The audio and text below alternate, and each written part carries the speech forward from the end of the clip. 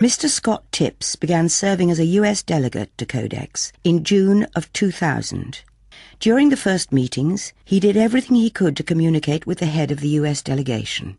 I, in a flurry of notes, passed comments and suggestions and the like to Elizabeth Yetley, who was the American delegate there, and it made no impact. In fact, the only impact I had was to call her during a break and basically be very tough with her about a particular clause that she was trying to remove from the final report. That particular sentence or clause basically said that the United States supports the right of consumers to have free access to vitamins and minerals, and she had unilaterally yanked that from the final reports. This attitude by Ms. Yetley, who is an employee of the US Food and Drug Administration, is reflective of Codex meetings in general. In an attempt to shine light on those who are unilaterally making public policy in private, health freedom advocate John Hamill took a small video camera into 2 Codex meetings in 1998. These grainy videos are all that remain of the tapes, which mysteriously disappeared. Moving right along, agenda number 5 on vitamins and minerals. So you're going to strike that second paragraph? Well, these are draft positions. They go in as draft positions. So they're not the final nor the formal position. You've seen the letter from Ron Paul then, and this was signed by Ron Paul, Congressman Stump, and Congressman Cook. We have received a lot of mail. We've looked at all of it. And you acknowledge that this represents the will of the American people and the will of Congress, correct? There's a wide range of opinions on this one. Despite multiple written requests and the intervention of a US congressman, the FDA refused to answer any questions about Codex, dietary supplements, or even labeling for this documentary. But judging from this rare interview with Michael R. Taylor, then Deputy Commissioner for Policy at the FDA, it is apparent that the agency is unaccustomed to meaningful questions about health policy by the media.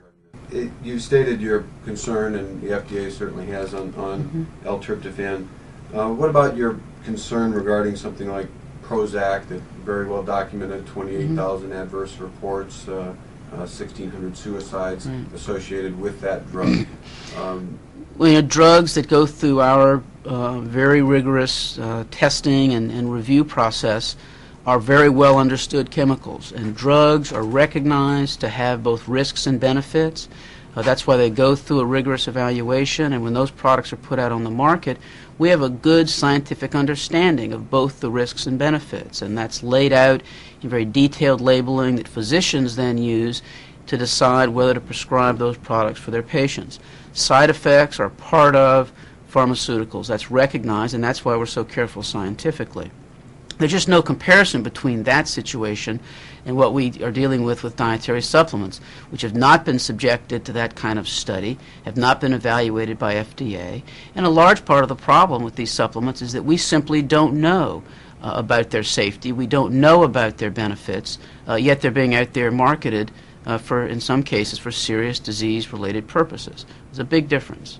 Well, obviously, they would say something along the lines of that it was the only natural alternative to some of these kinds of drugs, and that's a concern to people that want natural alternatives, I suppose. Right. And since the cases against Prozac have been so high, people would question whether or not the health risks of L-tryptophan, again, versus a Prozac and that kind of usage is judged under the same standards, if you will. Well, this really wasn't on the list of things we were going to get into today. Well, he mentioned L-tryptophan, and it just... As the producers tried to get an answer from the Deputy Commissioner of the FDA, L-tryptophan, so it really... Mr. Taylor seemed to lose his patience with the tone of the interview. Mentioned, so I thought that I would follow up on it. Kurt, turn the camera off, we can talk. You know, I'm happy to talk about this. I don't want to spend the whole morning on it. But of course, Mr. Taylor was anything but happy to discuss the safety record of Prozac versus the amino acid L-tryptophan, which the FDA banned outright when Prozac was approved by the agency.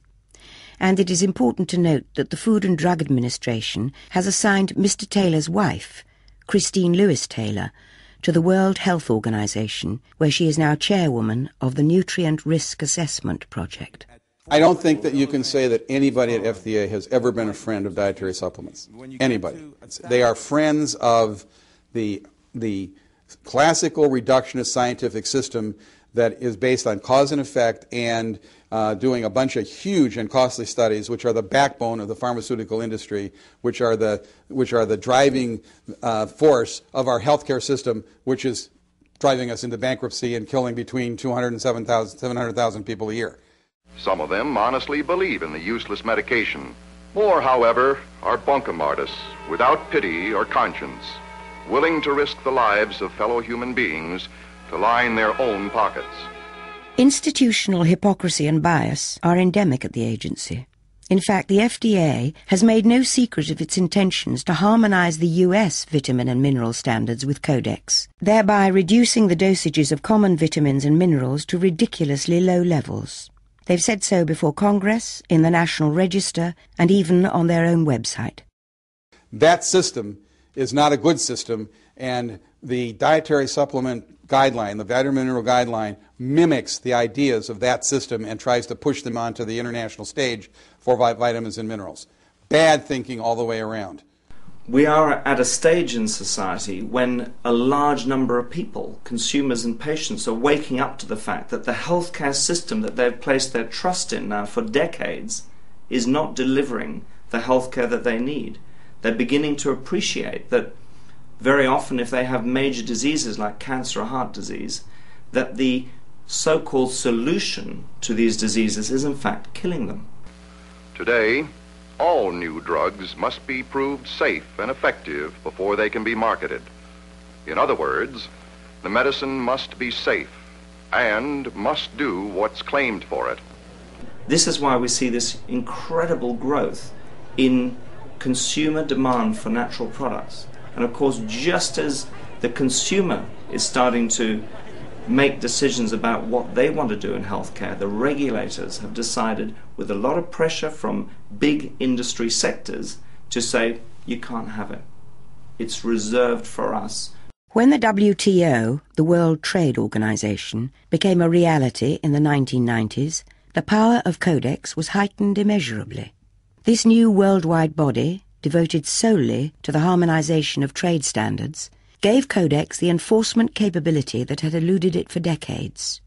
2 US congressmen, a Democrat and a Republican, have a philosophical divide on free trade, but agree completely on the dangers of the WTO and Codex. Now, the WTO is said to be set up for free trade, and I happen to like free trade. I like low tariffs, and I like goods and services flowing across borders.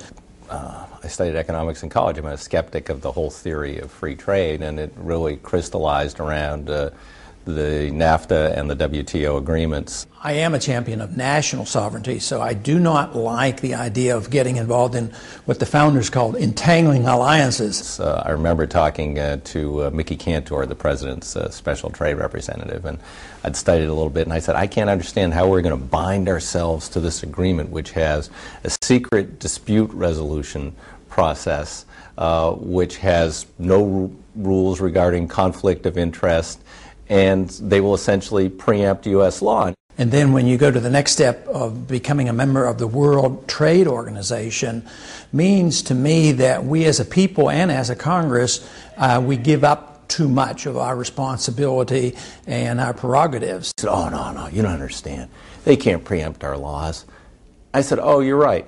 They can just fine us for having our laws, and we can pay perpetual fines because we have laws that protect consumers of the environment, or we can repeal our laws. But now we're talking about turning it over to a world organization that's going to force harmonization. So it's working as designed as far as they're concerned, which is to protect corporate interests and overrule governments and stick it to consumers.